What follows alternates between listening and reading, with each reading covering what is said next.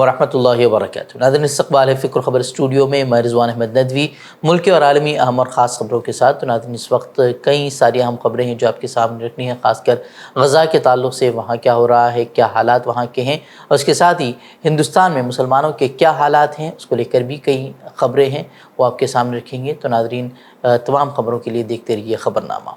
नाज़रीन, ख़बरों की तफ़सीलात से क़ब्ल बता दें कि वक्फ़ तरमीमी बिल के ख़िलाफ़ JPC को राय भेजने की आज आखिरी तारीख़ है। 15 सितंबर यानी कि आज रात तक आप अपनी राय JPC को भेज सकते हैं। इस मौके का भरपूर फ़ायदा उठाएं। आपने आपके घर वालों में से किसी ने या फिर महल्ले में से किसी ने भी ईमेल नहीं किया है तो आप उनसे ईमेल करवाने की कोशिश करें। मुस्लिम पर्सनल लॉ बोर्ड के जनरल सेक्रेटरी मौलाना फजल रहीम मुजद्दिदी ने आवाम से अपील की है कि बचे हुए 24 घंटों में भी ज़्यादा से ज़्यादा राय भिजवाने में पूरी ताकत लगाएं। बता दें कि JPC की अगली मीटिंग 18 से 20 सितंबर तक तय की गई है। इसमें आम लोगों की जानिब से जो आरा भेजी गई हैं उस पर भी गुफ्तगू होगी और उसका नतीजा जो है वो सामने आएगा। तो नाज़रीन, गज़ा जंग के हवाले से मुख्तसरन ख़बरें आपके सामने रखेंगे। गज़ा पर जंग के 345वें दिन काबिज़ फ़ौज ने मुतादिद इलाक़ों पर बमबारी जारी रखी हुए, जिनमें नुसैरात और जबालिया कैंप और रफ़ा के मगरिब में अलमवासी के इलाक़े शामिल हैं। पिछले 24 घंटों की बात करें तो 36 फ़लस्तीनी शहीद हो चुके हैं, जबकि मकबूजा मगरबी किनारे में रात भर जारी छापामार कार्रवाई के दौरान कई फ़लस्तीनी गिरफ़्तार भी कर लिए गए हैं। वहीं यहूदी आबादकारों की जानिब से फ़लस्तीनियों की बस्तियों पर हमले भी किए गए हैं। उनकी भेड़ों को जहर देकर उन शरपसंदों ने जो मार दिया है और उन्हें हरासा करने की जो वहाँ भी हर मुमकिन कोशिशें की जा रही है। और ये तमाम चीज़ें हुकूमती सरपरस्ती में की जा रही हैं, क्योंकि इस्राएली हुकूमत ने अब हर एक शहरी को हथियार रखने की इजाज़त दी है और वह हथियारों से वहाँ आम शहरियों को निशाना बना रहे हैं, उनकी इमलाक को नुकसान पहुँचा रहे हैं।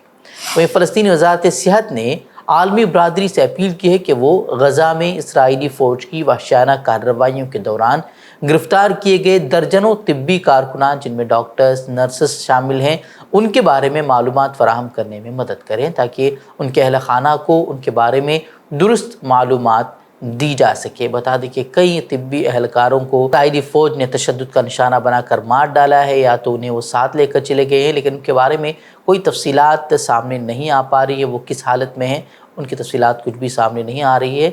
इसी को लेकर अब फ़लस्तीनी वज़ारत सेहत ने अब आलमी बरादरी से अपील की है कि वो कम अज़ कम आम शहरियों की तो परवाह करते नहीं हैं, कम अज़ कम उन तिब्बी कारकुनों का ही ख्याल कर ले, उनके लिए कुछ काम करें। वहीं ज़मीनी जंग में हमास के अस्करी तंजीमें इसराइली फ़ौजियों को चुन चुन कर निशाना बना रहे हैं। खुद इसराइली मीडिया और इसराइली फ़ौज के साबिक़ सरबराह इस बात का एतराफ़ भी कर रहे हैं कि इसराइल गज़ा में बुरी तरह से फंसा हुआ है और उसका खून बह रहा है। और इसराइली फ़ौज के साबिक़ सरबराह मेजर जनरल इसराइल ज़ियो ने गज़ा को संगीन दलदल करार दिया और जंग जारी रखने पर हुकूमत को तनकीद का निशाना भी बनाया। बता दें कि गुज़िश्ता दिनों ये ख़बरें भी सामने आई थी कि इसराइल के पास अब रिज़र्व फोर्स नहीं बची है और उन्हें आने वाले दिनों में मज़ीद मुश्किलात का सामना करना पड़ सकता है। वहीं अब ये रिपोर्ट सामने आ रही है कि इसराइल अफ्रीका से पनाह के मुतलाशी अफराद को रिहाइश के बदले फ़ौज में भर्ती करवा रहा है और अपनी फ़ौजियों की कमी को दूर करने की कोशिश कर रहा है। बता दें कि लगातार इसराइल में जंगबंदी और यरग़मालियों की वापसी के मुआहदे के लिए एहतिजाज हो रहे हैं, लेकिन नेतन्याहू पर उसका असर नहीं हो रहा और वो अपना इक़्तिदार बचाने के लिए जंग को लगातार तूल दे रहा है। और लबनान से इसराइल पर हमले किए गए हैं, हालांकि कोई जानी नुकसान की तो खबरें नहीं हैं, अलबत्ता कई इमलाक को नुकसान ज़रूर पहुंचा है। वहीं खबरें ये भी हैं कि यमन से भी इसराइल पर मिसाइल दागे गए हैं जो वहाँ खेतों में जा गिरे हैं, जिससे वहाँ खेतों में आग लग गई है और उस आग को बुझाने की कोशिशें की जा रही है। जनूबी अफ्रीका के सदर सिरिल रामाफोसा ने ऐलान किया है कि उनका मुल्क काबिज़ सह्यूनी रियासत के ख़िलाफ़ बैनुल-अक़वामी अदालत इंसाफ में फ़लस्तीनियों की नस्ल कुशी के मुकदमे की पैरवी करने के लिए पुरज़्म है। उन्होंने इस बात पर जोर दिया कि आइंदा माह मज़ीद शवाहिद अदालत में पेश किए जाएंगे। कई ममालिक ने मुकदमे में जनूबी अफ्रीका का साथ दिया है, जिनमें कोलंबिया है, लीबिया है, मेक्सिको, स्पेन और तुर्किया भी जो है उसमें शामिल है। बता दें कि जनूबी अफ्रीका ने गुज़िश्ता दिसंबर में एक मुकदमा दायर किया था जिसमें कहा गया था कि गज़ा पर इसराइली जंग में नस्ल कुशी के जुर्म की रोकथाम और सज़ा से मुताल्लिक़ अक़वाम मुत्तहिदा के 1948 के कन्वेंशन की ख़िलाफ़ वर्जी की जा रही है। حالانکہ اسرائیل نے اس الزام کی سختی سے تردید کی ہے، مگر قتل عام کا سلسلہ اس کی طرف سے جاری اب تک ہے اور ہر کوئی اسے دیکھ رہا ہے، لیکن خاموش تماشائی بنا ہوا ہے۔ متحدہ عرب امارات نے اب کہا ہے کہ غزہ جنگ کے بعد فلسطین کی ریاست کے قیام کے بغیر اسرائیل کے کسی منصوبے کی حمایت وہ نہیں کریں گے۔ اسرائیلی وزیر اعظم بنجمن نتن یاہو نے مئی میں غزہ جنگ کے بعد اپنے منصوبے کا اعلان کیا تھا اور دعویٰ کیا تھا کہ جب اس منصوبے پر عمل درآمد ہوگا تو فلسطینیوں کی فلاح ہوگی۔ نتن یاہو کے منصوبے میں بندرگاہوں میں سرمایہ کاری، سولر توانائی، الیکٹرک کاروں کی پیداوار اور نئے دریافت ہونے والے غزہ گیس فیلڈ سے فوائد دیے جائیں گے، اس طرح کی بات انہوں نے کہی تھی، اور یہ منصوبہ غزہ جنگ کے خاتمے کے بعد سے 2035 تک 3 مراحل پر مشتمل تھا۔ حالانکہ متحدہ عرب امارات کی وزارت خارجہ نے اس حوالے سے بیان جاری کیا تھا اور کہا تھا کہ متحدہ عرب امارات ایسے کسی بھی منصوبے کا حصہ بننے سے انکار کرے گا جس کے تحت اسرائیل کو غزہ کی پٹی میں رہنے کی اجازت ہو۔ تو ناظرین، اب بڑھتے ہیں ملک کی خبروں کی طرف۔ آسام میں ہیمنت بسوا سرما کی مسلم دشمنی اب کوئی ڈھکی چھپی چیز نہیں رہ گئی ہے، بلکہ اب کھلے عام مسلمانوں کے خلاف وہ دشمنی نکال رہے ہیں اور اس کی کئی ساری مثالیں حالیہ دنوں میں دیکھنے کو ملی ہیں۔ اب انہیں مسلمانوں کو ہر طرح سے ہراساں کیا جا رہا ہے۔ ایک طرح سے ریاستی سرپرستی میں مسلمانوں کے خلاف مظالم کا ننگا ناچ چل رہا ہے۔ گوہاٹی کے مضافات میں بے دخلی مہم کے خلاف اپنا احتجاج درج کرانے والے مسلمانوں پر وہاں پولیس نے اوپن فائرنگ کر دی، جس سے 2 نوجوانوں کی موت واقع ہو گئی اور کئی زخمی ہیں۔ حالانکہ پولیس کا دعویٰ ہے کہ اس جھڑپ کے دوران پولیس اہلکار بھی زخمی ہوئے۔ وہیں ہیمنت بسوا سرما ہلاکتوں پر افسوس کرنے کے بجائے یہ کہتے ہوئے پائے گئے کہ یہ بے دخل کیے گئے لوگوں کو کانگریس اکسا رہی ہے۔ انہوں نے یہ بھی الزام لگایا کہ اس دوران مظاہرین نے جو نعرے لگائے ان میں سے کچھ بنگلہ دیش میں سنے جانے والے نعروں سے ملتے جلتے تھے، یعنی کہ انہوں نے ایک طرح سے قتل کا دفاع بھی کیا ہے۔ وہیں ہیمنت بسوا سرما نے یہاں تک کہا کہ سرکاری زمین پر قبضہ کرنے والوں کو کوئی نوٹس جاری کرنے کی ضرورت نہیں ہے۔ حالانکہ سپریم کورٹ کی گائیڈ لائن کہتی ہے کہ لوگوں کو وقت دیا جانا چاہیے، انہیں اپنی بات رکھنے کا موقع ملنا چاہیے، لیکن مسلم دشمنی کا عالم یہ ہے کہ گھر بھی توڑے جا رہے ہیں اور جب لوگ اس پر اپنا احتجاج درج کروا رہے ہیں تو سرکاری سرپرستی میں ان پر گولیاں چلائی جا رہی ہیں، انہیں قتل کیا جا رہا ہے اور بڑی شان سے کہا جا رہا ہے کہ ہم بڑی دنیا کی سب سے بڑی جمہوریت ہیں۔ مولانا بدر الدین اجمل نے آسام پولیس کی جانب سے کی گئی فائرنگ میں 2 بے گناہ مسلمانوں کی ہلاکت اور اس پر ریاست کی بی جے پی سرکار کے ظالمانہ رویے کی سخت مذمت کرتے ہوئے اسے انسانیت کو شرمسار کرنے والا واقعہ قرار دیا ہے۔ انہوں نے کہا کہ ان کی ٹیم کو مہلوکین کے اہل خانہ اور متاثرین سے ملاقات کی تک اجازت نہیں دی گئی ہے، جو کہ بے حد شرمناک ہے۔ کولکتہ کے آرجیکر میڈیکل کالج اور اسپتال میں جونیئر ڈاکٹر کی عصمت دری اور قتل کے معاملے میں سی بی آئی نے بڑا قدم اٹھایا ہے۔ مرکزی تفتیشی ایجنسی نے 14 ستمبر کو آرجیکر میڈیکل کالج کے سابق پرنسپل سندیپ گھوش کو گرفتار کیا ہے۔ وہ 23 ستمبر تک عدالتی حراست میں ہیں۔ اس سے قبل سی بی آئی نے سابق پرنسپل کو مالی بے ضابطگیوں کے معاملے میں گرفتار کیا تھا اور اب عصمت دری اور قتل کیس میں ایک نئی گرفتاری ان کی ہوئی ہے۔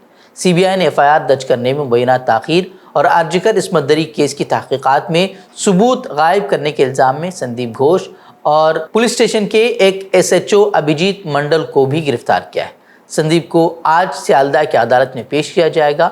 بتا دیں کہ 9 اگست کو کولکتہ کے آرجیکر میڈیکل کالج اور اسپتال کے سیمینار ہال میں ایک 30 سالہ جونیئر ڈاکٹر کی لاش ملی تھی۔ پوسٹ مارٹم رپورٹ میں انکشاف ہوا تھا کہ قتل کرنے سے پہلے اس کے ساتھ وحشیانہ طور پر زیادتی بھی کی گئی تھی۔ اس معاملے پر ملک بھر میں ڈاکٹروں نے ہڑتال اور احتجاج جاری رکھا ہوا ہے۔ عدالت بھلے یہ کہے کہ جیل آخری آپشن ہے اور ضمانت حق ہے، لیکن 2020 دہلی فسادات کی سازش کے الزام میں عمر خالد کی گرفتاری کو 4 سال مکمل ہو چکے ہیں، لیکن اب تک انہیں ضمانت نہیں مل پائی ہے اور نہ ہی عدالت میں ان کے معاملے کی کوئی سنوائی ہو پائی ہے۔ کئی مرتبہ عدالتوں نے ان کی درخواست ضمانت پر سماعت کو ملتوی کر دیا ہے اور ناانصافی کے 4 سال اب مکمل ہو چکے ہیں۔ نہ حکومت نہ ہی جانچ ایجنسیاں کوئی ثبوت پیش کر پائی ہیں کہ عمر خالد کا گناہ آخر ہے کیا۔